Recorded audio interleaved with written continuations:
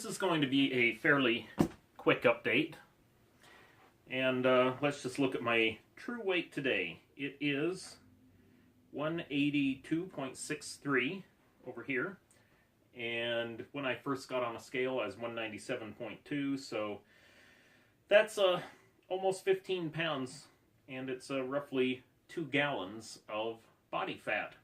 So I've shrunk quite a bit. I've got a pair of pants that they're fairly new, and I've just had to retire them because there's just too much of them. They'll just fall off me if I try to wear them, which is okay because I found this other pair of pants got out of storage. Over here, I'm being allocated 1,740 calories to eat, and if you scroll up or if you look up towards the top, it's been like 1,400, stuff like that. So I've been losing weight way too fast. In fact, one reflection of that is up at the top where it says the end date is June 24th. That used to be July 12th. So I keep getting ahead, and my end weight keeps going up because apparently my lean weight keeps going up. Now, the main thing I want to talk about is this graphic right here. What we're looking at right here are the last 30 days of my, on just sort of my average diet. And it's not a great diet, but just look at the little pie chart down at the bottom. You'll notice that my carbohydrates are 35% of my calories. So what does that tell us about the protein diets and the insulin stuff? It's all nonsense. And you might also look and see how much alcohol I've been consuming, right? 15% of my calories coming from alcohol. So I haven't given up alcohol. What is 15%, by the way? This is a glass. It's probably intended to be 12 ounces. That's about where this is. But I fill the thing up clear to the top, and at that point it's about 14 fluid ounces.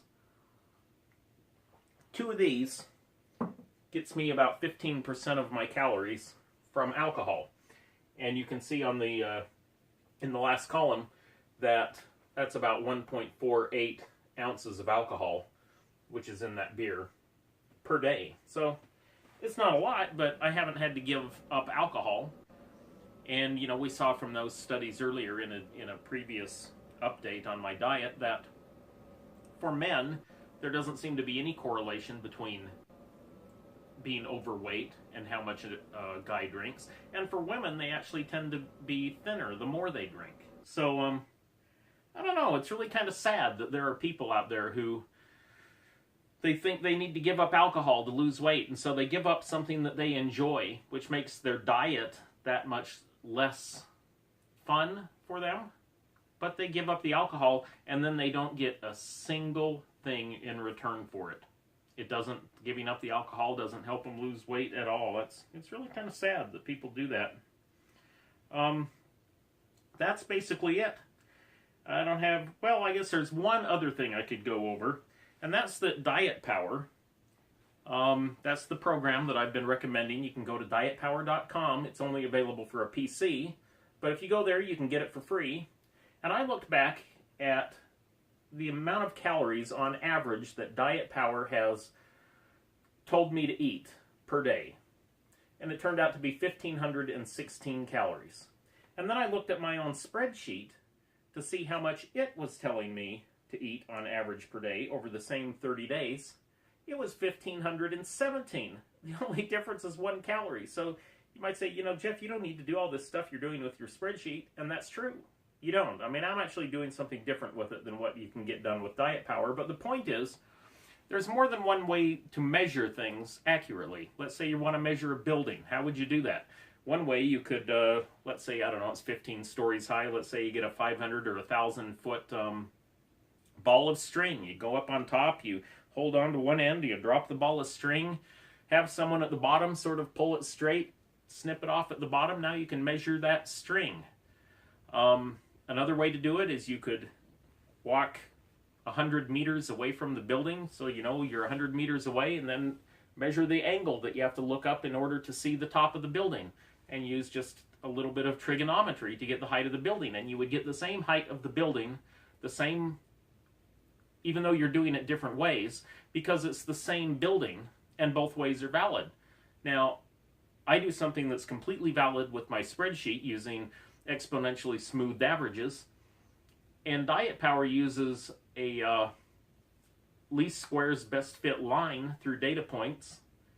And we come up with the same prescription of how to get where to go.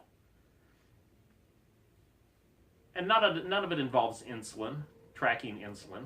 It doesn't involve giving up alcohol. I mean, it's all you got to do is track your calories, measure your metabolism every single day, know what your metabolism has been. Based on that metabolism, decide what your goal is and how many calories you need to lose or to be in deficit per day in order to reach your goal. You get there. Simple as that. Now, I'm not talking about being healthy. I'm just talking about losing weight. And losing weight isn't the only consideration, but it's the only one that I really, it's the one that's been annoying me when I talk to people and they come up with insulin and all kinds of weird things that they think that they have to pay attention to, and I can't have carbs. Look at all my carbs. So if you know what you're doing, you'll lose weight every time.